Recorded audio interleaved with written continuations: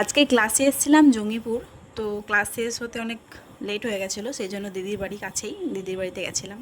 আর দিদির পার্লারও আছে, তো দিদির পার্লারে দেখো অনেক কাস্টমার এসছে, সেই জন্য আমিও কাজ শুরু করলাম দিদির সঙ্গে সন্ধ্যের দিকে।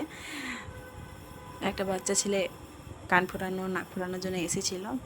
তো দেখো বাচ্চাদের নাক কানটা খুব সাবধানেই ফোটাতে হয়, ফোটানোর পরে হট করে এনে দিলে লেগে যাওয়ার সম্ভাবনা থাকে, তার জন্য আমি আস্তে করে পিছনটা আগে বন্দুকের বার করে নিয়ে তারপরে কানেরটা ওখান থেকে যখন দেখি ছেড়ে গেছে তখন খুব সাবধানে বার করি, যাতে একটুও ব্যথা না পায়, একদমই ব্যথা না পায়, আমি সেইভাবে করার চেষ্টা করি।